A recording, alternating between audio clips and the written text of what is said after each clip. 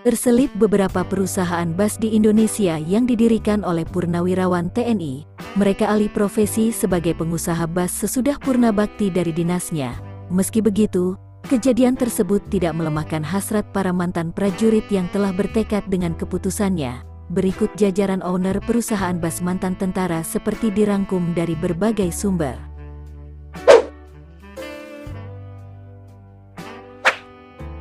Dilansir dari mojok.co, sebelum bernama PT Bimo Transport Indonesia dengan Bimo Transport sebagai nama operasionalnya, perusahaan ini bernama PO Bimo saja hingga 2009. Pendirinya adalah Subagio HS pada tanggal 12 Juni tahun 1986. Bukan sembarang orang, Subagio adalah Kepala Staf TNI Angkatan Darat atau Kasat. Terakhir Subagio mengantongi bintang 4 sebelum purna tugas. Jabatan ini terpampang dalam livery busnya yang berlogo 4 bintang berwarna emas. Bus Bimo merupakan bus pariwisata yang berasal dari Yogyakarta. Perusahaan bus Bimo yang berlokasi di Jalan Wonosari itu, awalnya bus antar kota dalam provinsi yang melayani Yogyakarta Wonosari sebelum berubah menjadi bus pariwisata. Saat masih menjadi AKDP, bus non-AC yang mengaspal di Yogyakarta itu hanya menjalankan 5 unit bus.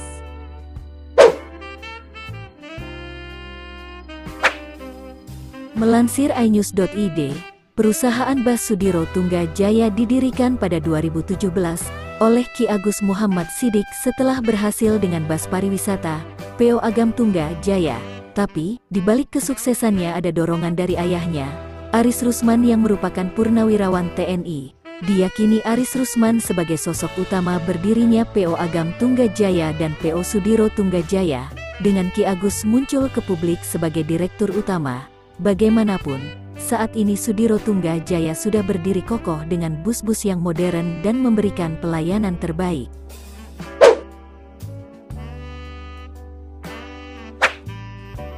Dilansir dari otomotifkompas.com, PO Lorena dan Karina merupakan perusahaan bus yang jadi legenda di Indonesia. Bisa dibilang, keduanya adalah pencetus bus malam sejak tahun 1980-an dengan fasilitas yang mewah. Dikutip dari laman PO Lorena, GT Surbakti mendirikan Lorena Transport pada 1970. PO Lorena sendiri didirikan oleh purnawirawan TNI AD bernama Gusti Terkelin Surbakti yang pernah bertugas di TNI. Kendati tidak memiliki pengalaman berbisnis, ia memberanikan memulai perusahaan bus.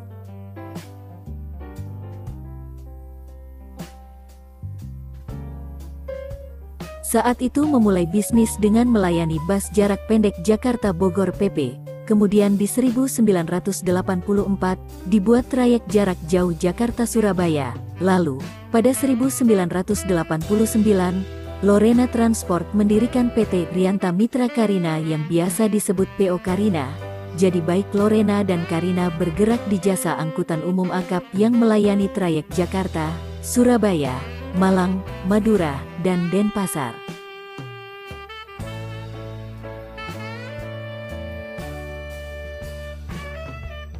Kemudian, apa saja yang membedakan antara PO Lorena dan Karina? Julius Jatmiko, Sekjen Bismania Community mengatakan, kedua PO sebenarnya sama, masih dalam satu manajemen, perbedaan hanya pada trayek yang dilayani. Penamaan berbeda tapi satu manajemen, Karina fokus ke Madura dan Lorena ke rute lain, ucap Julius kepada Kompas.com. Secara tampilan pun bisa dibilang cukup identik, perbedaan hanya pada penerapan warna saja. Seperti untuk Lorena, ada aksen berwarna hijau, sedangkan Karina berwarna ungu. Inilah timeline tonggak sejarah perseroan PT Eka Sari Lorena Transport.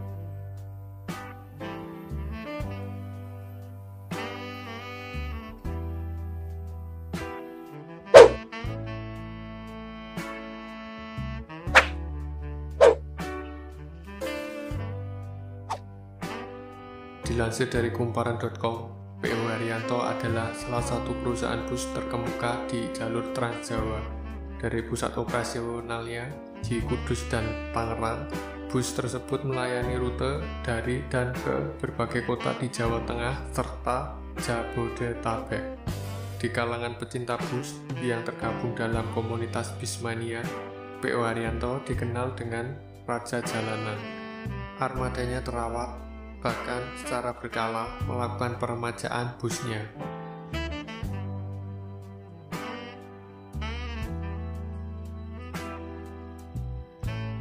Armada P.O. Haryanto terdiri dari bus antar kota antar provinsi atau AKAP dan bus pariwisata. Nama P.O. Haryanto sendiri berasal dari nama pemiliknya, yakni Bapak Haji Haryanto. Pria asal Kudus, Jawa Tengah itu tidak tiba-tiba menjadi pengusaha. Dia terlahir dari ayah yang bekerja sebagai buruh tani.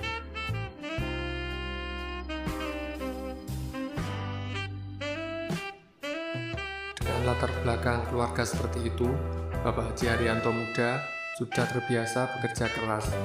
Karakternya juga dikenal bandel. Bahkan dia nekat meninggalkan bangku sekolah teknik menengah atau STM dan merantau ke Tangerang. Di perantauan, dia mendaftar menjadi anggota TNI, menjadi prajurit Tamtama TNI di awal era 80-an. Bapak Haji Haryanto menerima gaji Rp18.000 per bulan. Setelah menikah pada 1982, pendapatan sebesar itu makin terasa tak mencukupi. Demi menafkahi keluarga, dia pun mengisi waktu di luar jam dinas dengan menjadi supir angkot di Tangerang. Pilihan kerja sampingan itu beliau ambil, sejalan tugasnya di TNI yang juga menjadi pengemudi truk hingga kendaraan tempur.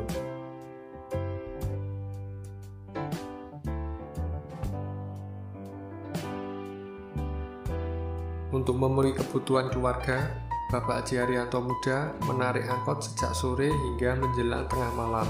Dari tambahan penghasilan itu, sedikit demi sedikit dia sisihkan hingga terkumpul Rp1 juta untuk membeli mobil Daihatsu yang dioperasikan sebagai angkot. Dari jumlah 1 unit pada 1980-an, armada angkotnya terus bertambah hingga 100 unit pada tahun 2000-an. Seiring dengan usahanya yang terus berkembang, Bapak Haji Haryanto pun mengundurkan diri dari dinas TNI. Pertimbangannya, beliau khawatir usahanya mengganggu kewajiban dinasnya.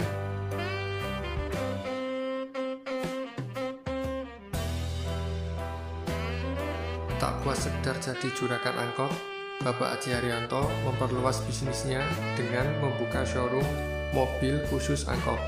Naluri bisnisnya terus berkembang dengan merintis usaha otobus pada tahun 2002. Dengan modal kredit bank Rp3 miliar, dia membeli 6 unit bus. Dari situlah usahanya terus berkembang hingga kini.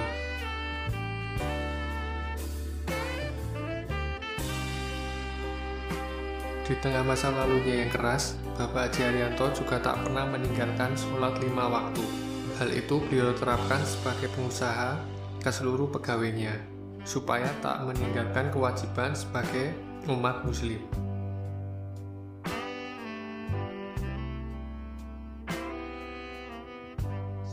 Nah, itulah kisah perjalanan panjang perusahaan otobus yang dimiliki oleh jebolan tentara.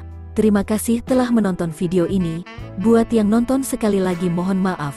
Bila ada kesalahan di episode kali ini mohon dimaafkan. Dan kalau ada informasi yang salah atau ada tambahan informasi, langsung dibenerin aja di kolom komentar.